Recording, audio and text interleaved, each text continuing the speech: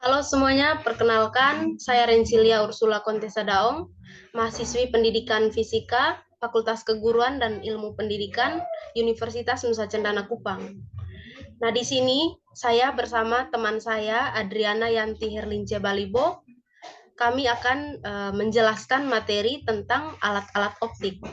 Berikut saya share materinya.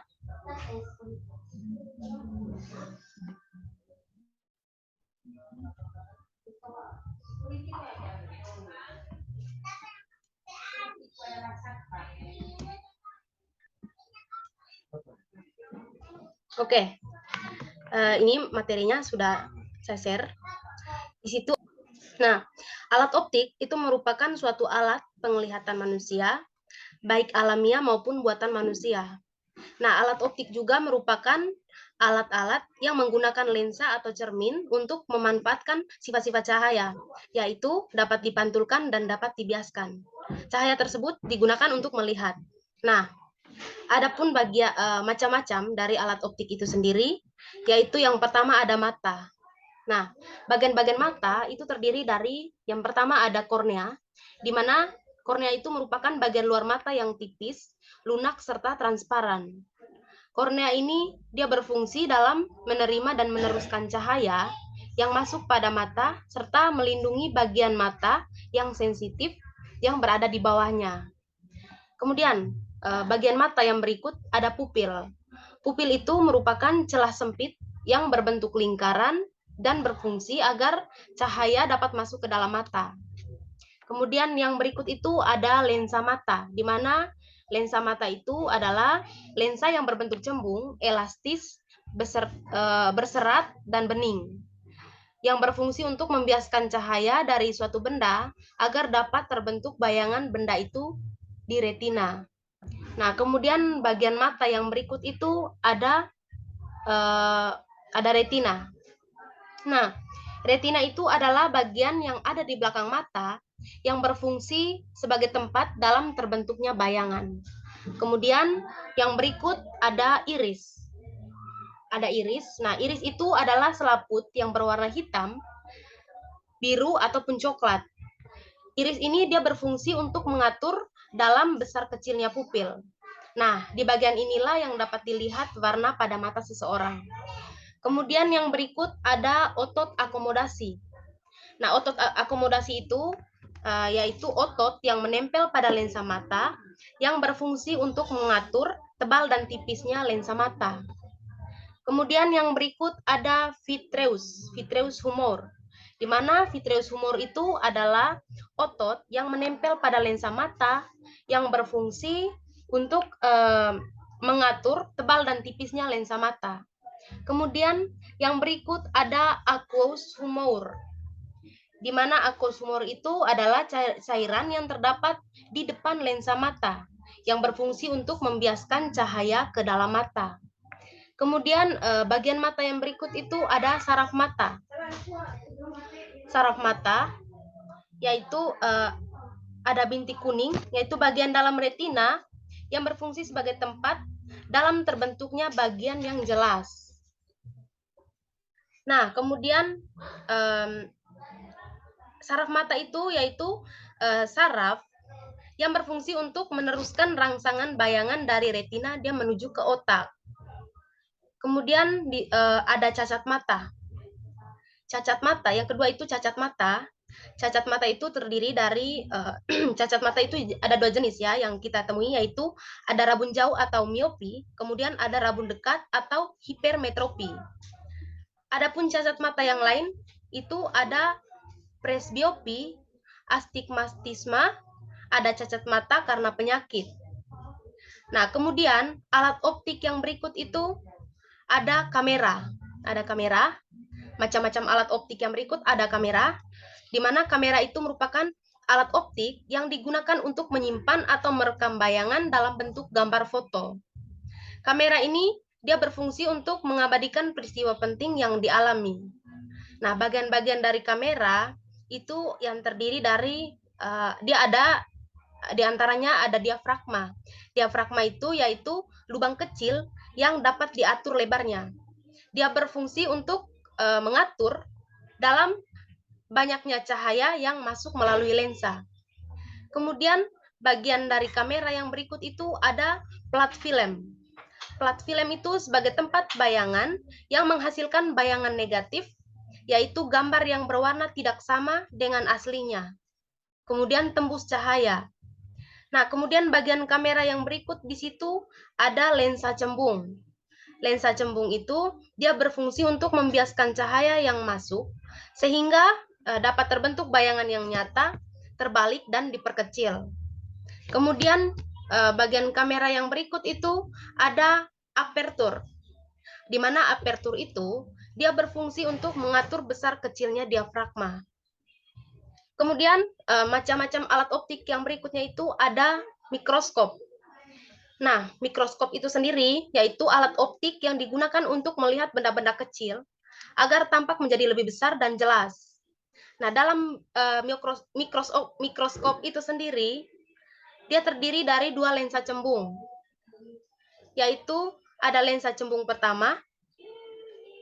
Lensa cembung pertama yang dekat dengan benda, yang diamati atau objek, atau disebut dengan lensa objektif.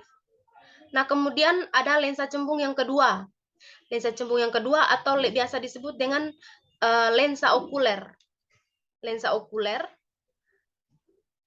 yaitu lensa yang dekat dengan pengamatan atau yang dekat dengan pengamatan mata kita.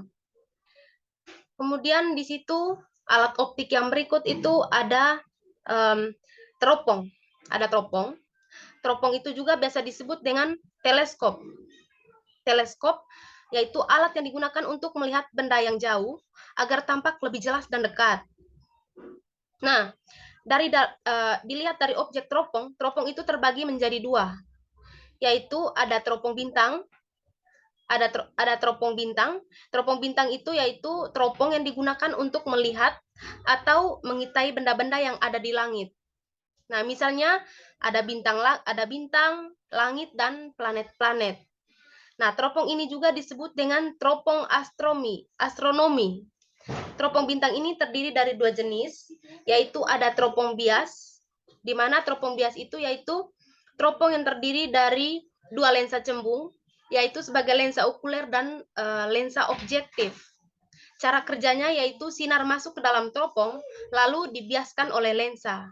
Kemudian bagian teropong bintang yang berikut itu ada teropong pantul, di mana teropong pantul yaitu teropong yang karena jalannya sinar memantul di dalam teropong. Nah, cahaya yang dapat dikumpulkan dari sebuah cermin yang melengkung besar lalu dipantulkan ke dalam mata pengamatan oleh satu atau lebih cermin yang lebih kecil. Nah, kemudian jenis teropong yang berikut itu ada teropong bumi atau biasa disebut dengan teropong medan. Nah, teropong bumi ini dia berfungsi untuk mengamati benda-benda yang jauh di permukaan bumi. Nah, dia terdiri dari 3 lensa cembung yang masing-masing itu terdiri dari lensa objektif, lensa pembalik, dan lensa okuler. Nah, lensa pembalik itu adalah lensa yang membalikkan bayangan yang terbentuk dari lensa objektif atau tidak membesarkan bayangan. Nah, kemudian okuler itu dia berfungsi sebagai loop. Nah, kita ketahui bahwasanya lensa pembalik itu hanya membalikkan bayangan yang terdiri di bawah bayangan yang dibentuk oleh lensa objektif yang terletak di titik pusat kelengkungan lensa pembalik. Kemudian macam-macam alat optik yang berikut itu ada periskop, di mana periskop itu yaitu teropong pada kapal selam yang digunakan untuk mengamati benda-benda di permukaan laut.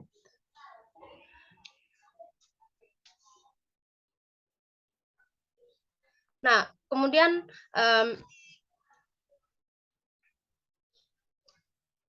periskop ini terdiri dari 2 lensa cembung, yaitu ada prisma siku-siku sama kaki, di mana mekanisme jalannya sinar pada periskop itu adalah sinar itu sejajar dari benda yang jauh menuju ke lensa objektif. Kemudian prisma Pi itu memantulkan sinar dari lensa objektif, dia menunjuk ke prisma P2. tadi prisma P1. Prisma P1 itu memantulkan sinar dari lensa objektif itu menuju ke prisma P2. Sehingga prisma P2 itu dipantulkan lagi dan bersilangan di depan lensa okuler, tepat di titik fokus lensa okuler. Nah, kemudian yang itu ada proyektor slide. Proyektor slide yaitu alat yang digunakan untuk memproyeksikan gambar di diapositif sehingga dapat diperoleh bayangan nyata dan diperbesar di layar. Nah, proyektor slide ini dia memiliki bagian-bagian penting, yaitu ada lampu kecil yang memancarkan sinar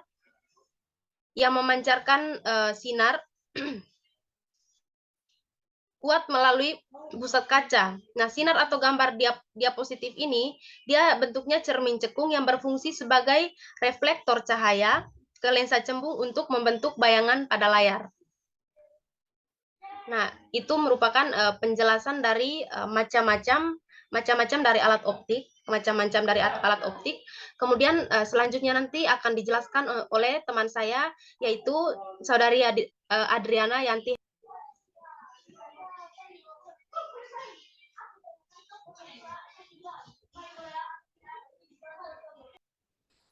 Halo semua, seperti yang sudah dikatakan sebelumnya oleh pemateri sebelumnya, kalau di sini pada pembahasan tentang alat optik ada kami berdua, yaitu Rincilia Daung dan juga saya, Adriana Yanti Herunce Balibo.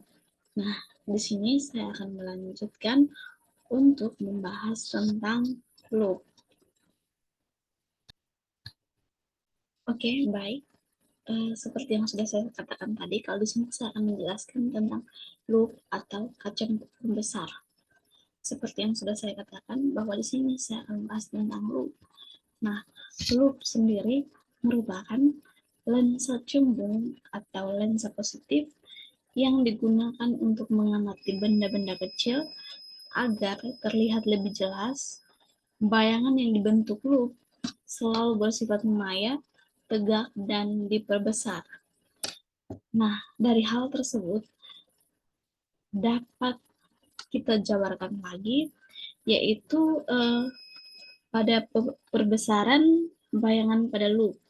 Nah, yang pertama di sini, jika berakomodasi maksimum, jarak bayangan benda titik dengan puntum proksimum atau jarak baca normal itu adalah 25 cm karena bayangan terjadi adalah SI sama dengan 25 cm atau SI itu merupakan min N.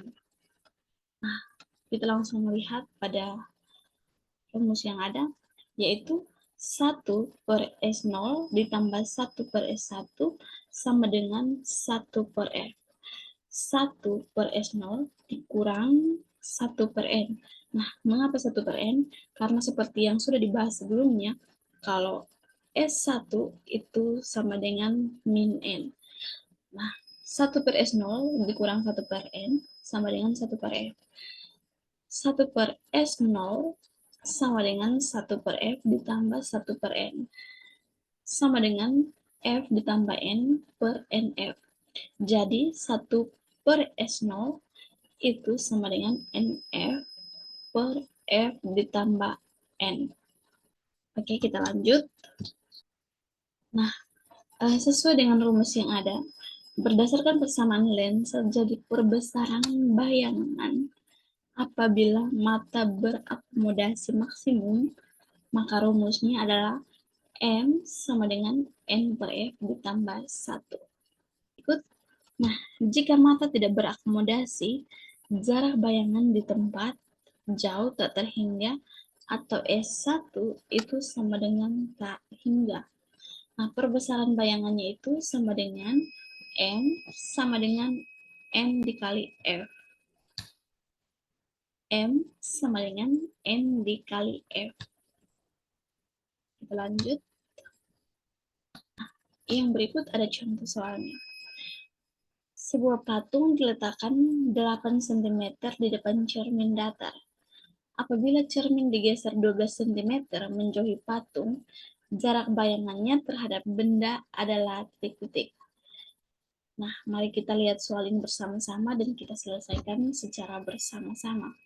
Oke, yang pertama, kita perlu ketahui bahwa cermin datar itu memiliki sifat jarak bayangan sama dengan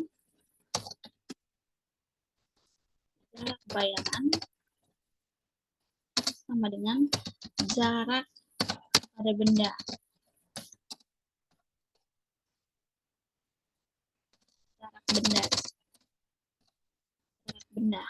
Nah, sesuai dengan soal yang ada, yaitu sebuah patung diletakkan 8 cm di depan cermin. Jadi, kita masukkan 8 cm ditambah dengan 8 cm.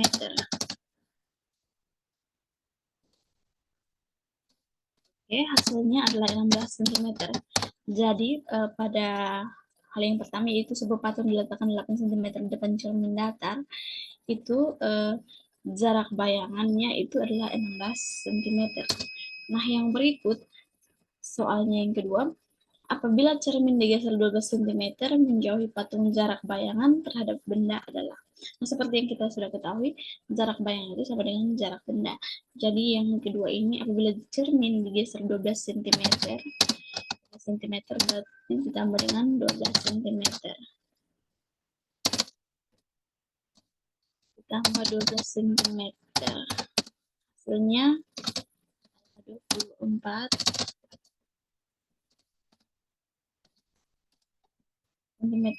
Jadi jarak bayangan pada apabila cermin digeser 12 cm menjauhi patung, itu jarak bayangannya adalah 24 cm. Oke, baik. Demikianlah hasil paparan materi kami tentang alat optik. Kurang dan lebihnya kami mohon maaf. Sekian dan terima kasih.